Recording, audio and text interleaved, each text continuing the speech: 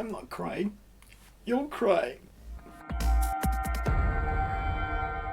And welcome to the Ruben Tuesday. My name is Ruben, and this is my review for Netflix's original anime series, Japan Sinks. An ordinary family is put to the test as a series of massive earthquakes throw Japan into total mayhem.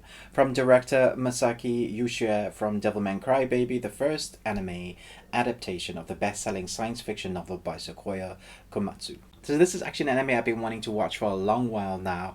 There are 10 episodes. They're about 25 minutes long, except for the last episode, which is about 30 minutes long, just to wrap up the whole story. And I have to say, I was expecting it to be good, but I wasn't expecting it to be quite like this.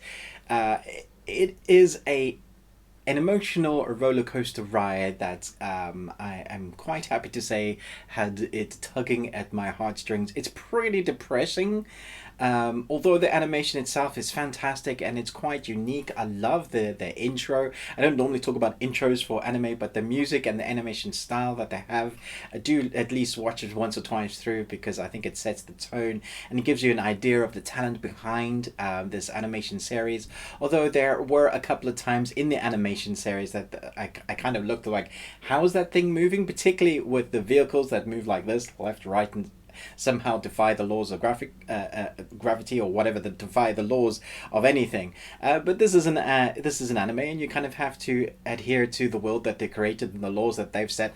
And that would be my only little niggle. The rest, I think, it's a phenomenal anime series. And if you're looking for something interesting and different that is a contained story, then this is the anime for you. It's 10 episodes and it's a complete story, which is fantastic. So many times now we get left on a massive cliffhanger, or they just don't wrap up stories. Here we have a contained story, but it is a very emotional one. You follow this family as the earthquakes decimated Japan, and it's basically the story of survival. It's also the story of what being a hero looks like. It also covers themes like what people will do in a disaster, what people are like. It kind of draws out, I guess, their real personalities. And so you have personalities from greatness, the people that you would class as just a really, really good human being. And then you have people who are just nasty, and this sort of disaster, when the rules go out of the window, you have people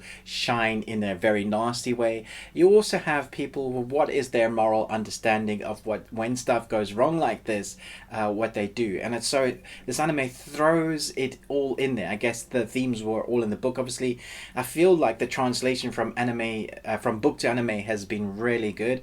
I feel like they've incorporated as much as they can. They probably did leave out some stuff because it feels like there's a lot going on in here, and the journey that this family goes through, the characters that they meet along the way, you tend to fall in love with because the characters are defined. Each character has their own set of characteristics and rules. They're not one-dimensional, which is really great. The strongest part about this anime is definitely the story. It's a very unique story. You might look at it and think, well, okay, Japan's sinking and that's the story and they have to survive. But it's the journeys of these characters that have to survive each episode, basically, of what they're going through in each episode, going from point A to B, of the stuff that they go through. I feel like we've seen similar disaster films before, but the themes and the way they show it in this, they tackle a lot of darkness. I will also say I wasn't expecting... It's a pretty tough anime to talk about without doing any spoilers, but I will say the level of depression that you might come out with this, well, at least for the first 8-9 episodes, is not quite the level of Grave of Fireflies, but it's getting there. It reminds me of people that are brave with their storylines. They're brave, that are not going to keep to the tropes that some anime keep to. If you're expecting there to be certain, I don't want to say it because it'll spoil it, but there's certain things that you just expect to happen to certain characters, main protagonists, all that kind of thing.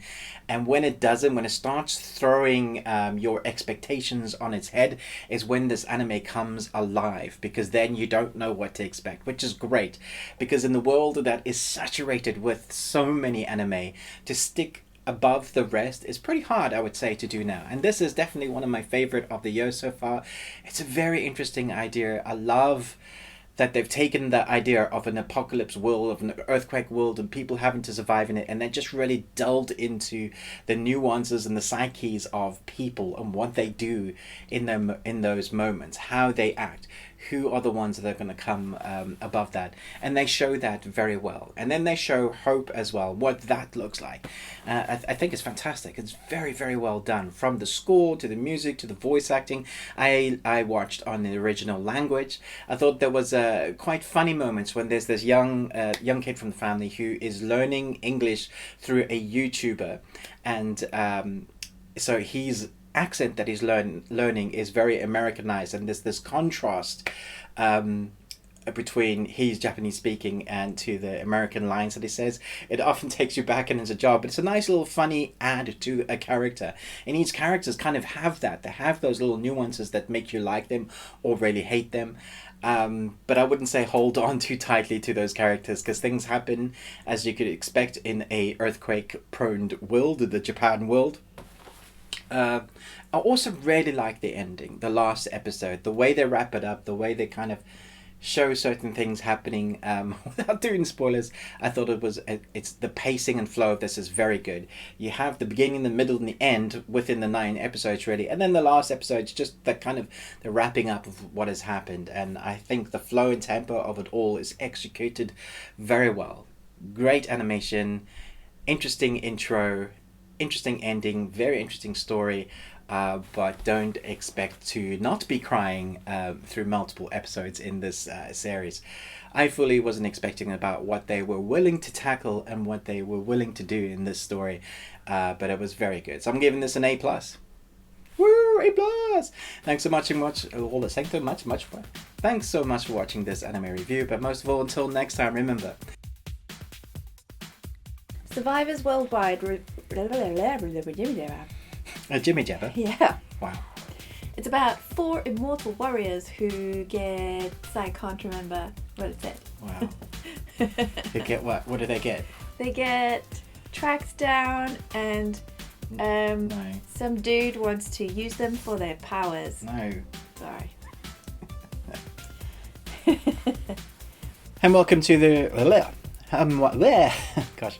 There isn't much... Gangs of London tells the story of London... Live Long Tuesday.